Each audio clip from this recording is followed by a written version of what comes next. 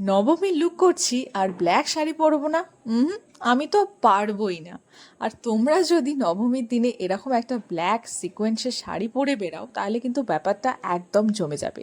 তাই আজকের লুকের জন্য আমি বেছে নিয়েছি এই সুন্দর গর্জাস সিকোয়েন্সের একটা ব্ল্যাক শাড়ি, আর তার সঙ্গে একটা ব্ল্যাক স্লিভলেস ব্লাউজ ক্যারি করেছি। আর আজকে আমি তোমাদের সাথে স্পেশালি একটা বেস মেকআপ শেয়ার করব, যেটা তোমরা ডে টাইমে করতে পারবে, যাদের আমার মতন প্রচণ্ড ঘামের প্রবলেম আছে এবং ঘেমে মেকআপ গলে উঠে যাওয়ার একটা চান্সেস আছে, তারা কিন্তু এই টেকনিকটা ফলো করতে পারো। আর বিশ্বাস করো, এই টেকনিকে মেকআপ করে আমি রোদ দুপুরে প্রচুর বেরিয়েছি, শ্যুট করেছি, প্রচুর ঘামও হয়েছে, বাট আমার মেকআপটা অ্যাজ ইট ইজ ছিল, একটুও গলে উঠে যায়নি। তাই আজকে তোমাদের সাথে এই ট্রিক্সটা আমি শেয়ার করছি। দেখতেই পাচ্ছ আমি একটা অ্যাকোয়ালজিকার সানস্ক্রিন নিয়ে নিয়েছি, আর তার সঙ্গে ইনসাইড কসমেটিক্সের একটা ম্যাট ফাউন্ডেশন আমি ইউজ করছি। মনে রেখো, এই ট্রিক্সটা ফলো করার সময় তোমরা যে কোনো সানস্ক্রিন তোমাদের পছন্দের ইউজ করতে পারো, বাট তার সঙ্গে যে ফাউন্ডেশনটা মিক্স আপ করবে সেই ফাউন্ডেশনটা কিন্তু ম্যাট ফাউন্ডেশনই হতে হবে, অন্য কোনো ফাউন্ডেশন হলে চলবে না। তোমরা কিন্তু মেবলিনের ম্যাট ফাউন্ডেশনটাও ইউজ করতে পারো, ওটাতেও কিন্তু বেশ ভালো কাজে দেয়। তো দিনের বেলায় আলাদা করে সানস্ক্রিন বা ফাউন্ডেশন না ইউজ করে তোমরা কিন্তু এভাবে মিক্স আপ করে মুখে লাগিয়ে দেখতে পারো, এতে কিন্তু একটা ইনস্ট্যান্ট ম্যাট ফিনিশ আসে মুখে।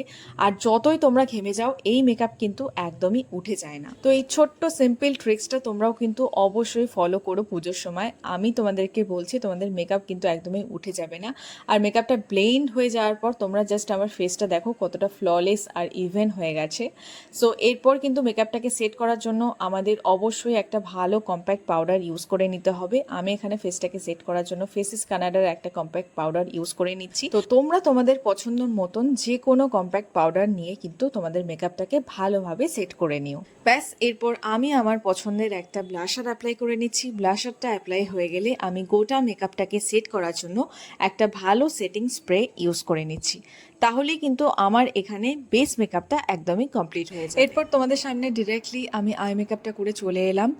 আমি জানি লেন্সটা পরে আমাকে একদম বিড়ালিনীদের মতন দেখতে লাগছে, বাট তোমরা কেউ ভয় পেয়ে যেও না। আর যদি তোমরা ভাবছো যে লেন্সটা কিসের, তো লেন্সটা হচ্ছে প্যাক আইরিসের, শেড নেম হচ্ছে টুপাজ। তো আই মেকআপ তো আমি একটা সেমি স্মোকি আই মেকআপ করেছি, যেটা টিউটোরিয়াল আমি অনেকবার তোমাদের সাথে শেয়ার করেছি, তাই আজকে আর নতুন করে শেয়ার করলাম না। আর যেহেতু নবমীর রাতে লুক করছি, তাই ভাবলাম একটুখানি শিমারি শেড ইউজ করি। তাই আইলিডের একদম মিডিল পোর্শনে আমি একটা শিমারি শেড লাগিয়ে নিচ্ছি। আর যেহেতু আমি কোনো ফলস আইল্যাশ ইউজ করব না, তাই খুব ভালোভাবে 2 কোট মাস্কারা অ্যাপ্লাই করব। আর এই মাস্কারাটাই কিন্তু আমাদের আই মেকআপটাকে আরও বেশি প্রমিনেন্ট করতে হেল্প করবে। আর এইসব করতে করতে কিন্তু আমি অলরেডি ঘামতে শুরু করে দিয়েছি, যেহেতু আমি ব্যালকনিতে শ্যুটটা করি, ওখানে না আছে কোনো ফ্যান, না আছে কোনো হাওয়া, শুধু ভ্যাপসা গরম আছে, যে গরমে আমি প্রচুর ঘামি। বাট আমার মেকআপটা কিন্তু একটুও গলে উঠে যাচ্ছে না, জাস্ট ঘামটা যেটুকু সেটুকুই কিন্তু বেরিয়ে আসছে। বাই দ্য ওয়ে, লিপস্টিকটাই এখনও পরা হয়নি, তো আজকে আমি অবভিয়াসলি একটা নিউড কালারের লিপস্টিক ইউজ করব। এটা হচ্ছে অরিফ্লেমের চকলেট রাস্ট বলে একটা শেডের লিপস্টিক, যেটা আমার ভীষণ ফেভারিট। এত সুন্দর চকলেটি ক্রিমি একটা লিপস্টিক যে আমি বলে বোঝাতে পারবো না, আর সেটাও কিন্তু অসাধারণ।